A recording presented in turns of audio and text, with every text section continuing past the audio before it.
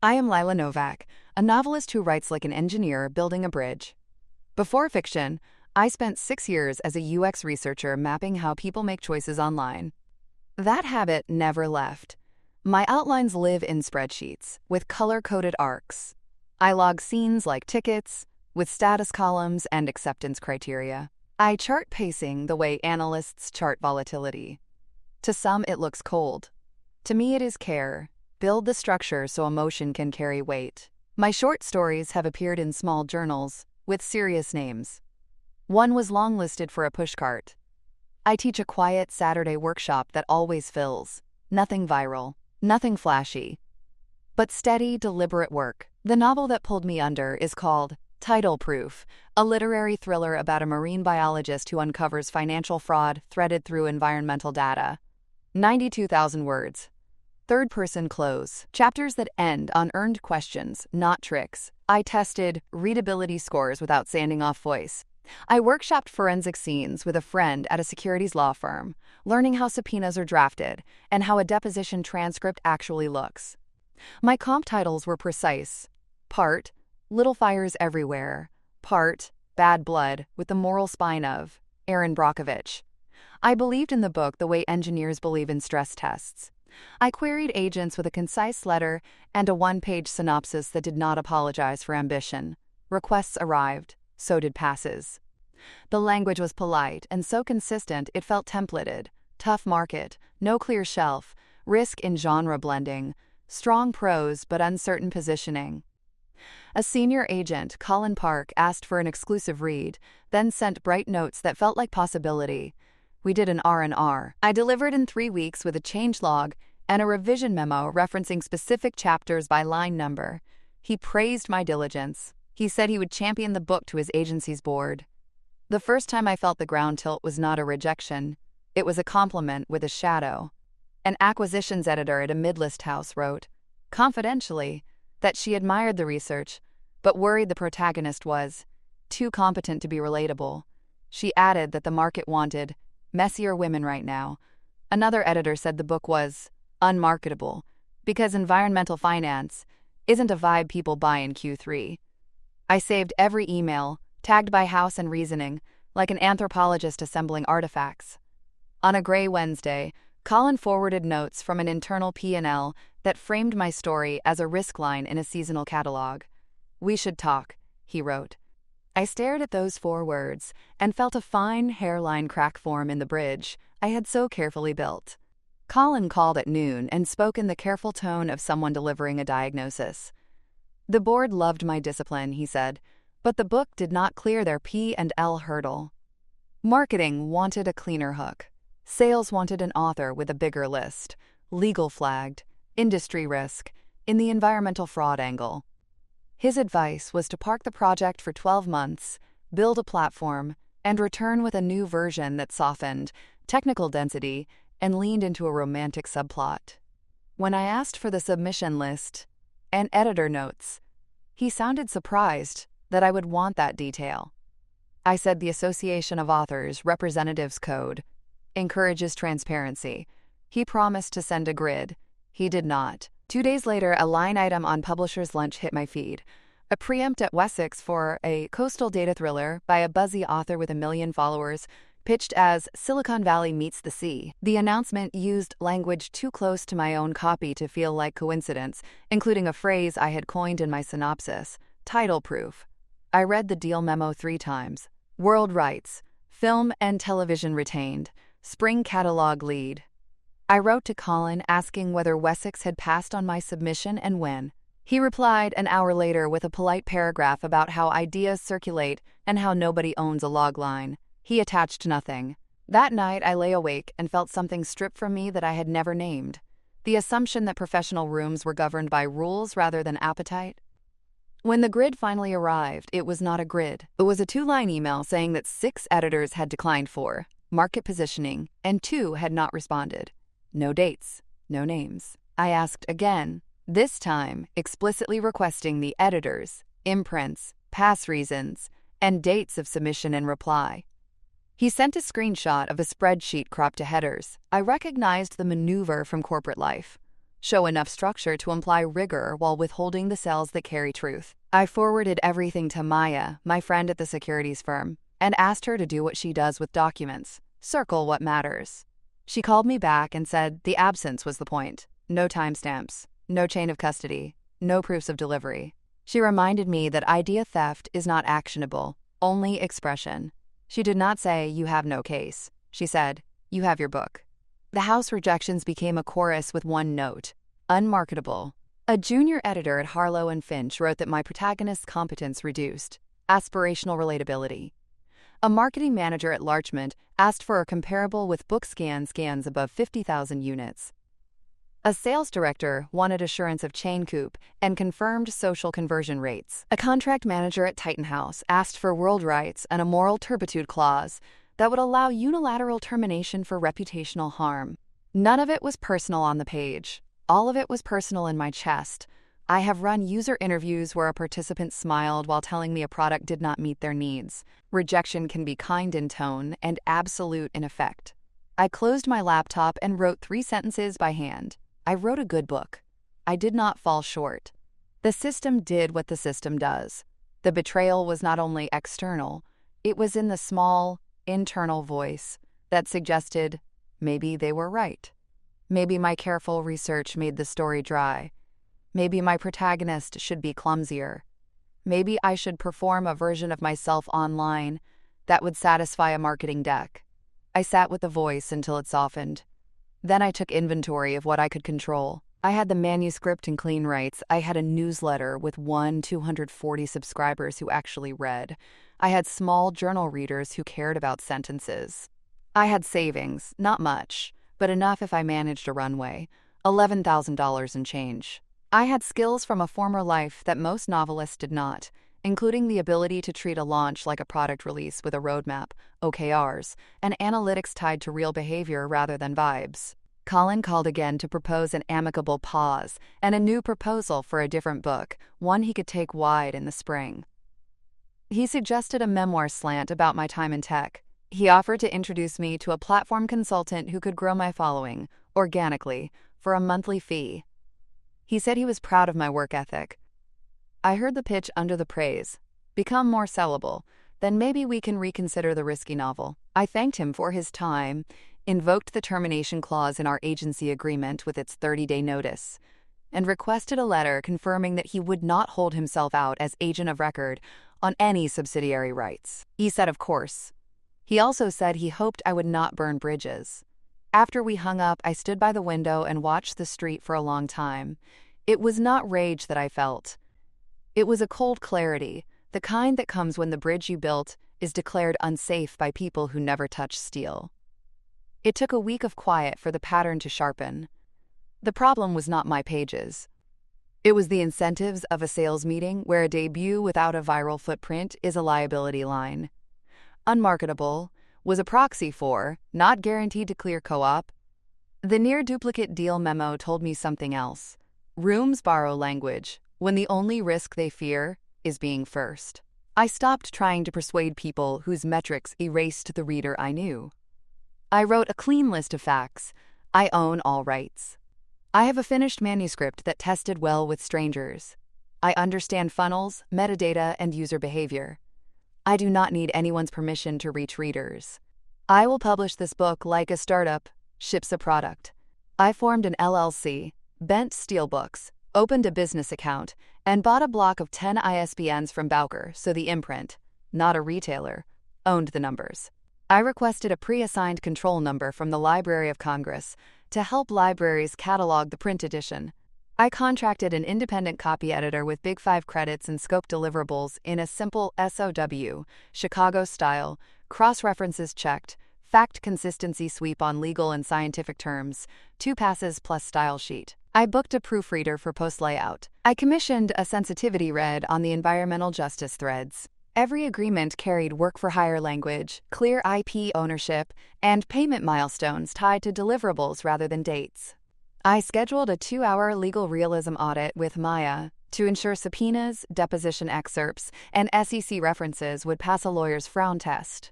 I treated design like product packaging and refused guesswork. I hired a cover designer with bookstore placement experience and sent a brief with comps not for imitation but for adjacency.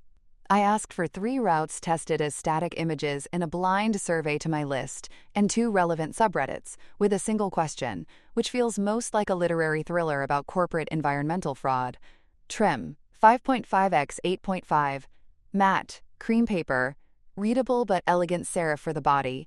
Open source display face and title to avoid licensing complications in digital ads. Interior built-in vellum for ebook and InDesign for print. Orphans and widows controlled, scene breaks consistent, ornaments minimal.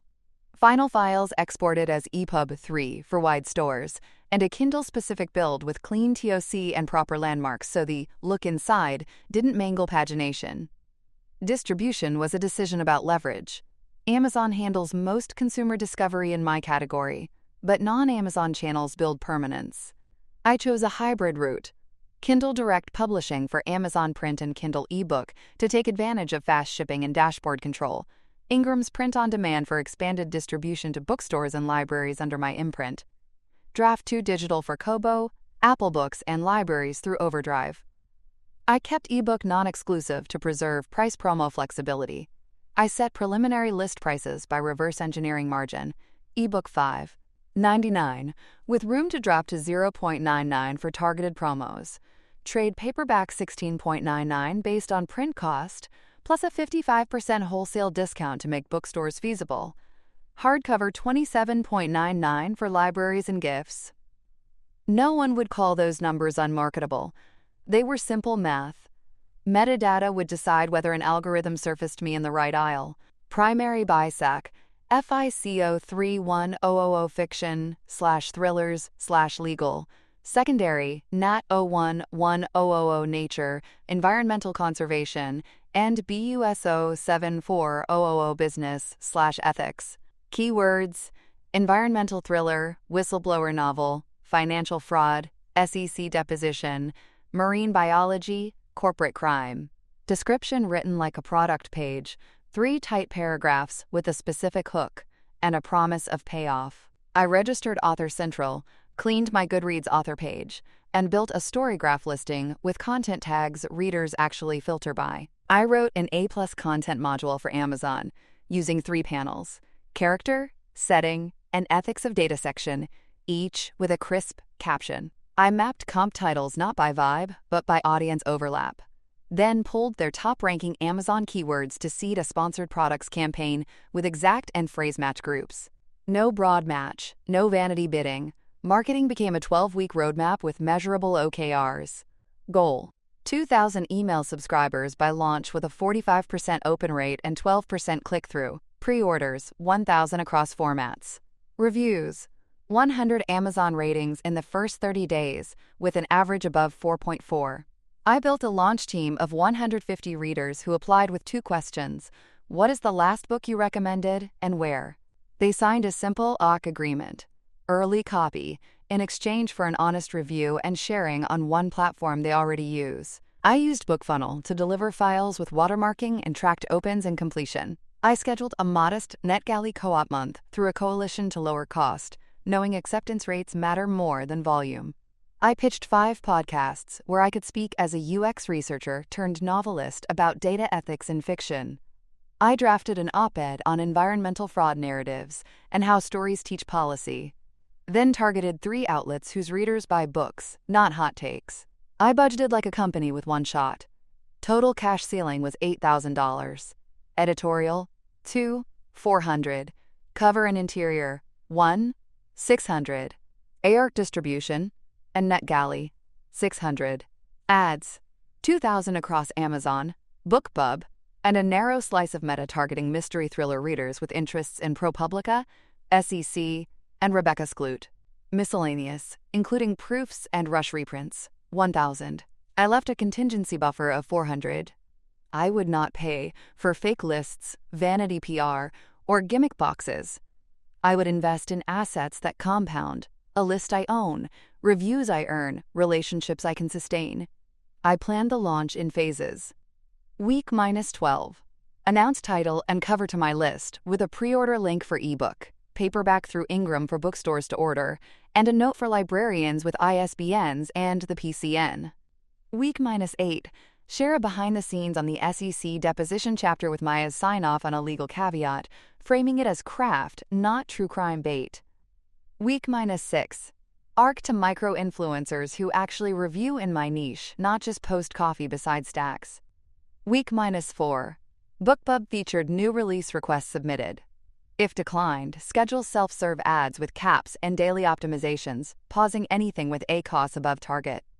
Week -1. A quiet, personal email to the first 50 subscribers who ever replied to me, offering a signed bookplate and asking for nothing else. Launch week. 3 events that I controlled the format of. 1 indie bookstore conversation with a local environmental reporter. 1 library panel on data ethics. 1 Zoom workshop for UX people who read fiction. No confetti. Just rooms where the book made sense. Strategy is only real when it survives contact with fear. I wrote a 1-page crisis plan.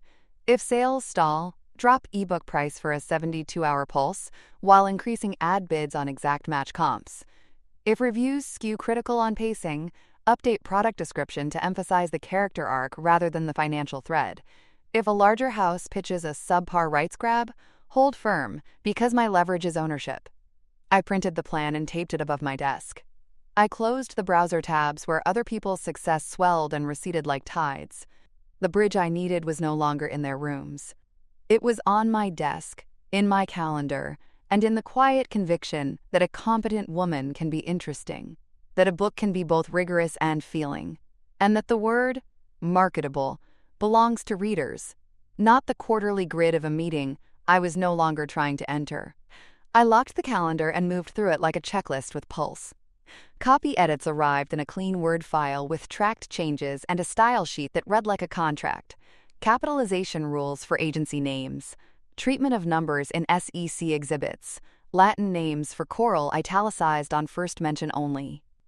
The proofreader sent a note about a repeated clause in Chapter 11 and an orphaned line after a deposition excerpt. I fixed the orphan by nudging the paragraph break, then rebuilt the EPUB so the internal anchors matched the new location. The InDesign interior clocked at 336 pages, with a spine of 0.74 inches on 55-pound cream. KDP rejected my first cover upload for insufficient bleed on the back flap. I widened the art 0.125 inches on all sides and re-exported a PDF/X1A with fonts embedded.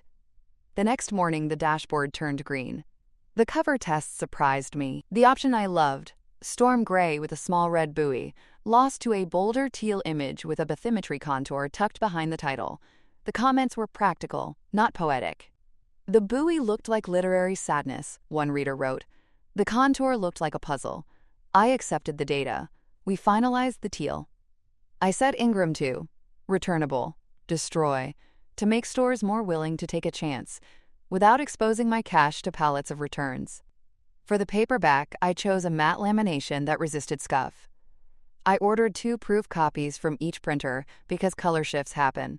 When the boxes arrived, I cut the tape with a butter knife and breathed in the smell of new glue. The teal landed true. ARC distribution moved at human speed. NetGalley approvals trickled in, like tide pools filling.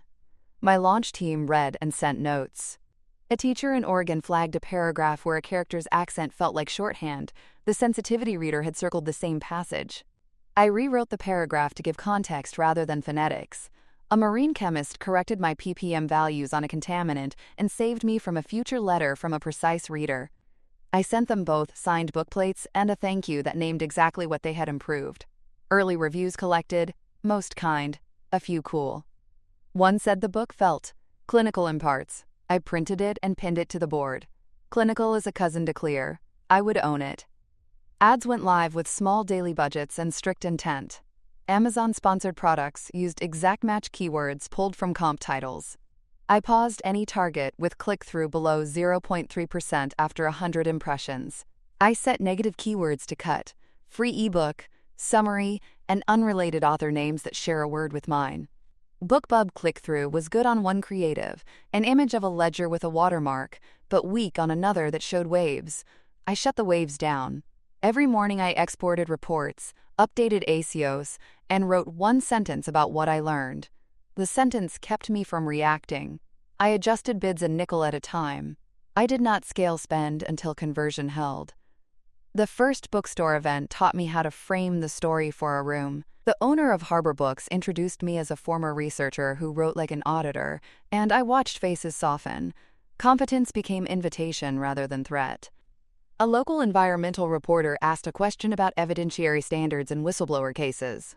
I explained Rule 408 and the difference between an SEC tip and a qui tam action. I felt the room lean in. After, a librarian asked for the ISBNs and smiled when I said the book had a PCN. She placed an order through Baker & Taylor and wrote my name on a note card for their local author shelf. I walked home past the bay and felt a quiet rise in my chest that was not triumph. It was alignment. A letter arrived from Wessex Legal Department on a Friday, 2 weeks before launch. The tone was cordial and edged. They had a forthcoming title in a similar space, they wrote. And they were concerned that my use of the phrase title proof in marketing could create confusion. They suggested I adjust my copy. The letter avoided the core truth. They had lifted that phrase from my materials months earlier. Titles are not protected by copyright? One knew that. But confusion is a business reality, and pressure is a tactic. I forwarded the letter to Maya and drafted a response that skipped theater. I attached documentation, Bowker invoices showing my ISBNs, screenshots of my public use of the mark months earlier, purchase orders from Ingram to libraries, the registration of my imprint, and my on-sale date locked in retailer systems. I quoted U.S. Copyright Office guidance that short phrases and titles are not subject to copyright, and one included a paragraph proposing a practical fix. We would each avoid using the other's cover art or design elements in ads. I would continue to use my title and descriptive copy. I CC'd their general counsel, not the junior who sent it, and closed with, I trust we can let the market do what it does best. Distinguished by substance, they did not reply. Pre-orders crept past 200 with 3 days to go, then jumped when a UX newsletter ran my piece on data ethics in fiction. Podcasters asked thoughtful questions. A thread on r/environmental crime stayed civil and, more important, curious. My inbox filled with screenshots of carts. I fulfilled my small promise to early subscribers and hand-addressed 50 envelopes with book plates. The night before launch, the dashboard showed categories I had chosen carefully, not to game, but to be findable: legal thrillers, environmental engineering fiction, women sleuths. I watched the rank tick down and forced myself to step away. I made pasta. I cleaned the sink. I set 2 alarms for the morning. Launch day had no trumpets. It had systems doing what they were designed to do. Purchases posted. Reviews began. A teacher in Ohio wrote that she stayed up past midnight and underlined half the depositions. A nurse in Florida said she had never cared about water policy until Chapter 7. A stranger complained that the villain did not monologue enough. I smiled. Midday, I took a walk to clear my head and saw a young woman on a bench reading my book. She did not look up. The turquoise cover rested against her thigh. I kept walking and let that image settle where it needed to live. By evening, Title Proof broke the top 200 in the Kindle store. The paperback climbed more slowly but steadily. Ingram orders flagged processing for 3 regional wholesalers. A regional chain requested signed copies, terms consignment at a 40% discount. I agreed and printed packing slips. I added a simple auto pin to speed book plates. Nothing felt like a movie montage. It felt like a disciplined project executed to spec. The bridge held, the water rose. And somewhere in a building with glass walls, a sales team whose grid had once labeled me unmarketable would see my rank in their daily competitive report and, for a moment, feel the small, undeniable tug of a tide they did not schedule. Momentum became proof. Library holds crossed 200 in a week. The Kindle rank slipped under 100 and stayed. Apple Books featured the title in a crime carousel. Bookstores reordered. A data journalist wrote a piece about environmental thrillers that teach policy without preaching, and placed my book in the lead.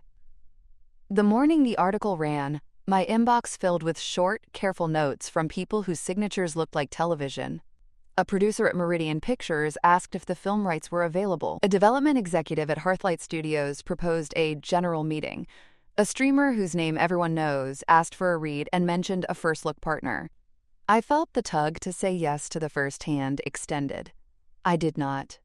I called Maya. She introduced me to an entertainment attorney, Ruth Ibarra, who spent 10 years in business affairs before moving to talent-side law. Ruth read the book in 2 nights and called me with a plan. We would run a clean process. She would distribute the manuscript with a short rights memo under my LLC, list the windows available, and set a deadline for best and final offers. She would slot a 30-minute call with each bidder to test taste, not just money. She would require a term sheet up front, not a promise to send one. I agreed, and asked her to make one thing clear. I was not selling publishing, only audiovisual rights. I was keeping the spine. News moves on its own channels. Within days, we had 4 serious bidders and 3 tire kickers. Meridian wanted a feature for theatrical with a prestige director in mind. Hearthlight wanted a limited series with a showrunner whose work I respected. Kestrel Media, an independent with sharp instincts, proposed a feature with a hard science consultant built into the budget. A streamer offered speed and a broad audience but a flat fee that asked me to surrender all sequels without meaningful upside. I watched offers arrive like tides on a chart, numbers and contingencies, and soft phrases that translate into control. Ruth built a grid that looked like the ones I made as a researcher. Option fee, term, extension, purchase price, reversion, writing steps, approvals, credit, backend, bonuses. The day before our decision window, Colin called. His voice carried urgency shaped as regret. He had followed the launch, he said. He was thrilled for me. He had contacts in Los Angeles and could help maximize this window. He suggested that, for film, I would benefit from an agency. He proposed a limited engagement with a standard commission. He did not mention our termination letter. He did not mention the non-grid he had sent months earlier. I listened. Then I said words I had practiced. Thank you for your past time. I have counsel. We are running a process. I will not be re-engaging representation. He warned me not to be naive. I said the most practical thing I could say. I own the rights. I have the bids in writing. I wish you well. After we hung up, my hands shook, not with fear, but with release. I wrote the moment down in a line and moved on. Wessex surfaced again, this time through a back channel. Their publicity head wrote to say they intended to position their coastal data thriller as a book club pick in the same month as my trade paperback reprint, and hoped to coordinate messaging to avoid consumer confusion. I replied with dates, ISBNs, and distributor records. I attached my earlier correspondence with their counsel and the usage timeline for my title language. I proposed a simple harmony. We would each lead with our authors' names. We would focus ads on our own marks. I closed with one sentence I knew would sting more than any threat. Readers can tell the difference. Ruth prepared me for the calls. She said the number is not the only number. Net points vanish in accounting. Gross corridors are rare. Bonuses tied to real milestones have weight. Reversion protects you if executives change. Credit is a face you live with on screens for years. I wrote my non-negotiables. Executive producer credit on single card. Source credit on its own title card, based on the novel Title Proof by Lila Novak. Meaningful consultative rights on scientific accuracy and legal procedure. An on-screen acknowledgement for the environmental organizations who advise. A reversion if principal photography does not begin within 24 months of option exercise. No prequel or sequel rights without a separate deal. Purchase price not below a defined floor. Plus bonuses at greenlight and commencement of principal photography. Plus a success bonus at a reasonable box office threshold if theatrical. Or a completion bonus if streaming. It looked like a lot. It was clarity. The calls made the choice easier. Meridian led with craft. Their producer referenced specific scenes and asked whether the deposition sequences could be intercut with the ocean sampling in a way that felt like argument. Hearthlight spoke about character and wanted a longer canvas to explore the ethics of whistleblowing. Kestrel was lean but fervent, promising a practical set and real scientists on call. The streamer put speed first and asked to remove reversion.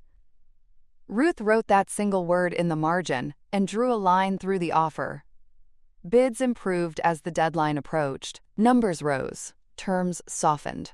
Concessions appeared that matter in practice. Travel for set visits, a consulting fee that signaled respect, a realistic approval of lead casting. We closed with Meridian. The option fee was $75,000 for 18 months, with a right to extend for another 12 months for $50,000. The purchase price was $500,000 or 2% of the final production budget, whichever was greater. There was a $250,000 bonus at Greenlight, another $250,000 at commencement of principal photography, and a success bonus if domestic box office crossed a threshold set to industry medians rather than fantasies. I received an executive producer credit on single card and script consultation for legal and scientific accuracy. The reversion clause had teeth. If principal photography did not start within 2 years of exercise, all rights snapped back to my LLC, free and clear. Publishing, audio, and interactive rights remained mine. Ruth negotiated every word as if it were a nail holding weight. I signed with a pen I only use to sign things I will not regret. The aftermath felt like surf. Meridian announced the acquisition in deadline language that I did not recognize as my own voice, but did recognize as currency in their market. News sites that had once declined my essays now requested comment. Bookstores moved my copies to tables with soon-to-be a major motion picture cards, which is a phrase that has less to do with certainty than with momentum.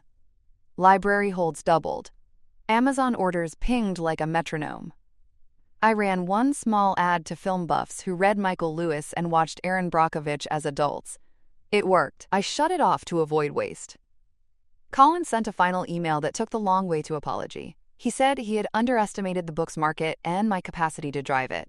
He said he hoped our paths might cross again. Wessex's coastal data thriller debuted to quiet numbers and a review that called it slick but weightless. Their marketing team pivoted their angle 2 weeks in.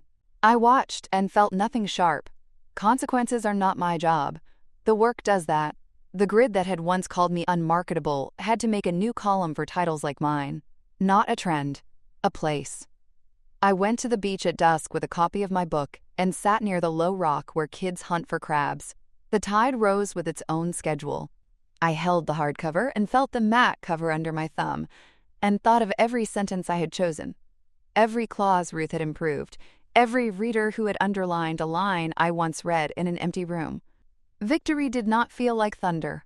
It felt like a structure holding exactly as designed while water moved through it. A conversation between force and form that would continue long after any chart stopped tracking it. Somewhere in a conference room with glass walls, someone would say competent women do sell. Someone would build a case study on my book. That was fine. They were late to the tide. I was already working on the next bridge. After the contracts were scanned and the press cycles cooled, I went back to my desk and opened the folder called Proof of Work. Inside were the artifacts that once pierced me and now read like a museum display. Past letters about positioning, screenshots of ranks, the Bowker receipts, the PCN approval, Ruth's red line of the option agreement with the reversion clause circled. I read a message from a librarian who ordered 6 copies because her environmental science students would debate the deposition scenes. I read a note from a reader who said the ending made her call her city council about water testing. Those were the numbers that mattered. They were not impressions. They were outcomes. The book changed me more in process than in result. I learned to separate taste from authority and appetite from judgment. I learned that metadata is not decoration, but a map. I learned to keep rights when I can, and to read every clause aloud as if it were a promise I will need to keep. I learned that a launch is a cadence, not a burst. I learned that fear is a variable that responds to planning. I learned to ask for the submission grid and to call silence by its name when people with titles treat opacity as policy. I learned that a simple sentence sent to the right person on the right day can move 1,000 books, because trust, not noise, converts. My opponents were people, but they were also incentives. An agent who wanted lower risk, a house that rewarded noise, a competitor that borrowed language, because fast is easier than original. They did not fall, they adjusted. That is fine. The story still delivered consequences. They had to watch a spreadsheet register a title they had declined. They had to explain why a book labeled Unmarketable moved units while a safer bet moved air. The moral is not that I won and they lost. It is that underestimation skews decisions, and steals value from rooms that are supposed to make culture. Respect is not charity. It is sound business practice. When you treat a competent author as an asset rather than a liability, you build a list that survives fads. I kept the bridge. I kept my name on the spine and on the screen. I have a template for fair contracts and a checklist for sane launches. My imprint has bank statements and a tax folder. My calendar has a school visit at a community college where students will ask how subpoenas work and why BISAC codes matter. I will tell them the truth. You do not need permission to build something rigorous and kind. Own what you make when you can. Measure what you can control. Choose counsel who argues for your dignity in clear verbs. Do not confuse volume with reach or heat with light. Success did not come as thunder. It came as a structure holding while the tide rose in its time. Justice, in practice, is patient and specific. Dignity compounds like interest. And the next bridge is already on my desk.